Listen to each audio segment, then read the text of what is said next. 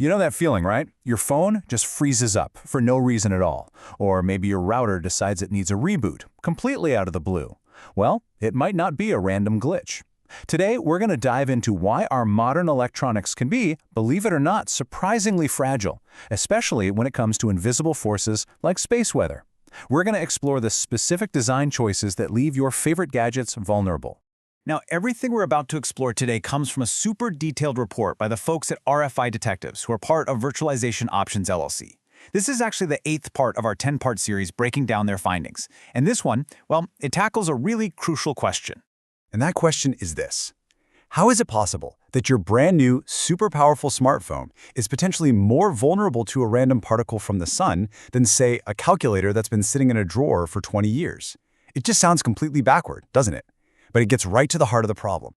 It really is a modern paradox. For decades, we've been on this relentless mission for more power, more speed, and smaller devices. But it turns out, all that progress came with a hidden trade-off.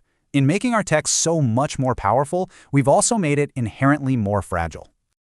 It all starts deep inside the brain of your device, the microchip. The very thing that makes our electronics so amazing, this incredible miniaturization of transistors, is also a major source of their vulnerability. So for a computer to work, right, it has to store information as bits, ones and zeros. To flip a bit from a 1 to a 0 or back again, it takes a tiny amount of energy. That's called the critical charge. The problem is, as we've shrunk transistors down to microscopic sizes, the amount of energy needed to accidentally flip one of those bits has just plummeted. Think of it like a bucket of electrons. A smaller transistor is like a smaller bucket. With fewer electrons in there, it takes a much smaller splash to cause an error. This chart just shows the trend perfectly. Along the bottom, you can see the semiconductor process shrinking over the years, from an older 180 nanometer chip all the way down to a modern 3 nanometer one. And that vertical axis, that's the critical charge we were just talking about. The drop is, well, it's absolutely dramatic. The scale of this problem is just staggering. A modern 3 nanometer chip is about 150 times more sensitive to these particle-induced errors than an older 180 nanometer chip. 150 times. That means a single high-energy particle from space, something that would have done absolutely nothing to an older device, can now easily flip a bit, crashing your phone. Or, and this is much worse, cause a critical error in a medical device or your car's safety system. But here's the thing. This isn't just a physics problem. That built-in vulnerability is made so much worse by deliberate design choices. See, to save money, manufacturers, especially in the consumer market, they often leave out some really basic features that can make these devices way more resilient.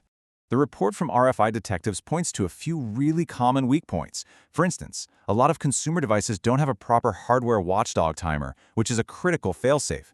They often have pretty poor recovery mechanisms. And maybe the most concerning thing, they almost never verify the integrity of the data they're writing. So a bit can flip, correcting your photo or your document, and the device just saves it, completely unaware that an error ever happened.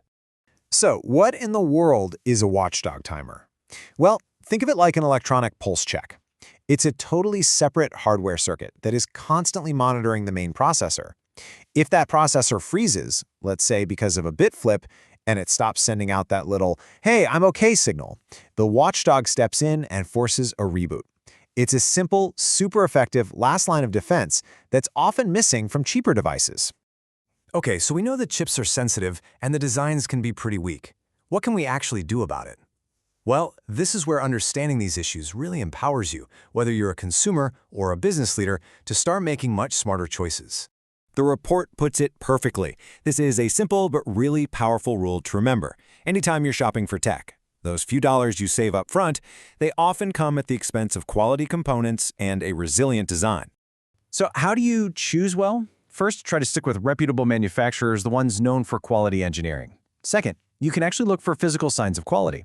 If you watch teardown videos online, notice if they use metal cans to shield the sensitive parts of the circuit board. It's a really good indicator of thoughtful design.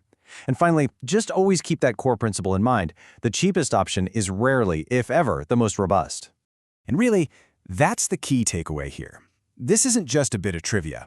Understanding these trade-offs between cost, power, and resilience gives you real power to make better buying decisions for your home or your business. It also empowers all of us to start demanding more robust, more reliable products from the companies who make them. So I'll just leave you with this question to think about. As our whole world becomes more and more dependent on these tiny, incredibly complex systems for literally everything, from how we talk to each other, to our economy, to our critical infrastructure, what's the real cost of settling for a design that's just good enough?